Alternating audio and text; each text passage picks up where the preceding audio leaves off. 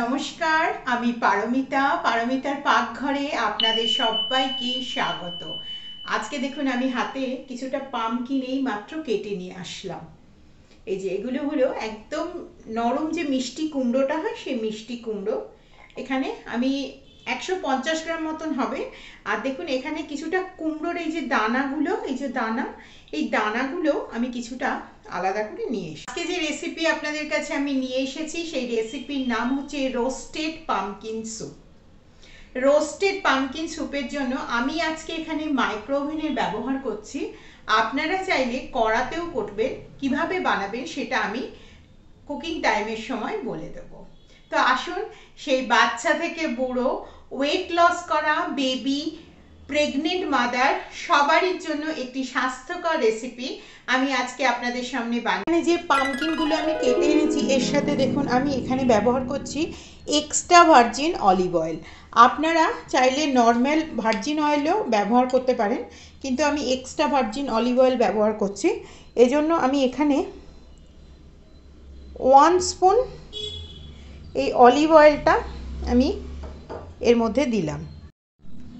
8টা গার্লিক্সে এরকম এই যে রসুনের এরকম কোয়াগুলো ছাড়িয়ে নিয়েছি, এগুলোকে আমি একটু ভালো করে এই যে এখানে যে আলাদা করে এই যে দানাগুলো নিয়ে এসেছি, এই দানাগুলো এবং এই অলিভ অয়েলগুলো দিয়ে এইটা খুব ভালো করে একবার মাখিয়ে আমি মাইক্রোওভেনে এটাকে 180 ডিগ্রিতে অ্যারাউন্ড 15 to 20 মিনিটস মতন আমি এটাকে একটু রোস্ট করে নেব।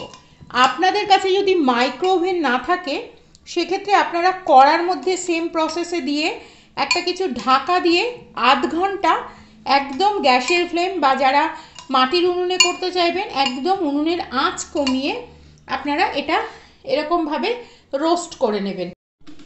এই যে দেখুন, এই যে সেই যে আলাদা করে বীজাটা আমি করলাম, সেই বীজাটাও কি সুন্দর রোস্ট হয়েছে।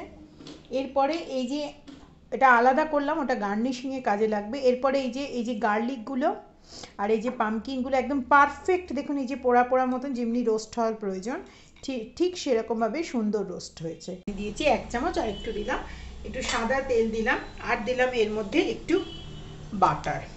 এই বাটার আর সাদা তেলটা খুব ভালো করে একসাথে মিশিয়ে প্রথমে এ করে নিতে হবে, কেননা বাটার পুড়ে যাবে, আপনারা তো জানেনই এটা, সেজন্য। এরপরে আমি এর মধ্যে দিচ্ছি একটা পেঁয়াজ।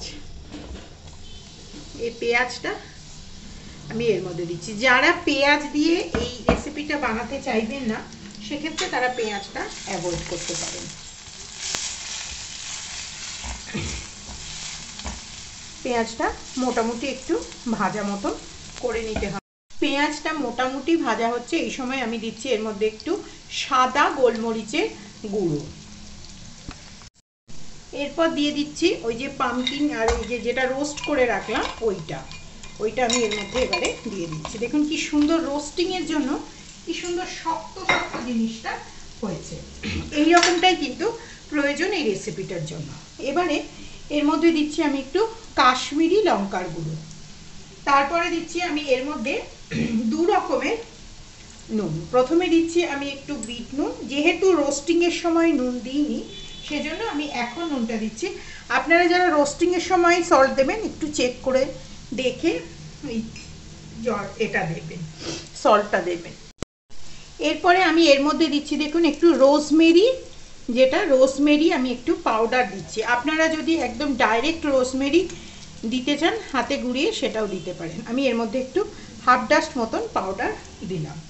এই একটা অপূর্ব সুন্দর কিন্তু একটা অ্যারোমা বেরিয়েছে। আপনারা যখন রান্না করবেন এই অ্যারোমাটা কিন্তু পাবেন। এই যে হলো। এবারে এর মধ্যে আমি দেব বেশ কিছুটা জল, দেব। এই যে যখন এই যে ফুটটা ধরেছে, এই অবস্থাতে আমি এর মধ্যে দিচ্ছি কিছুটা কোকোনাট মিল্ক। আপনারা যদি নর্মাল মিল্ক ব্যবহার করতে চান, তাহলে নর্মাল মিল্কও কিন্তু ব্যবহার করতে পারেন। আমি যেখানে রোজমেরি দিলাম, সেখানে আপনাদের কাছে যদি রোজমেরি অ্যাভেলেবেল না থাকে, সেক্ষেত্রে আপনারা কড়াতে জিরেকে, নর্মাল শুকনো যে কড়াটা হয় ওর মধ্যে জিরেটাকে একটু সুন্দর করে ভেজে একদম তেল ছাড়া ওটাকে গুঁড়ো করে দিলেও কিন্তু একই রকমই প্রায় হবে। আচ্ছা, এটা ঢাকনা দিয়ে আমি প্রায় গ্যাসের ফ্লেম কমিয়ে 10 থেকে 12 মিনিট কিন্তু সেদ্ধ করে নেব। তৈরি হয়ে গিয়েছে যে এরকম অবস্থায়। এবারে এটাকে দেখুন আমি একটা কিছু শার্পেন দিয়ে দেখে নিচ্ছি। এবারে আমি এটা মিক্সির মধ্যে দিয়ে একদম মিহি করে, এটাকে যতটা সম্ভব মিহি করে আমি এটাকে খুব ভালো করে এই যে এটা বাটা হবার পরে এরকম হয়েছে। এবারে আমি আমুলের যে ফ্রেশ ক্রিম হয় টেট্রা প্যাক, ওইটা আমি এর মধ্যে কিছুটা দিয়ে দিচ্ছি। দেখুন অ্যারাউন্ড 2 স্পুন 2.5 স্পুন মতন আমি এটা দিয়ে নিলাম। এই যে এইবারে আমি এই যে যেটা বানালাম সেটাকে খুব ভালো করে একবার ছেঁকে নেব, কেননা যতই বানাই স্যুপ খুব একটা স্মুথ খাবার হয়, যেহেতু একটুও না কচলা থাকে, সেজন্য আমি একেবারেই আরেকবার খুব ভালো করে এটাকে দেখুন পরিচ্ছন্নভাবে আমি খুব ভালো করে এটাকে ছেঁকে দিচ্ছি, একটুও কচলা যেন না থাকে সেজন্য। দেখুন কত বাটলাম তারপরেও কতটা আসুন এটাকে আমি এবারে প্লেটিং করে নিই।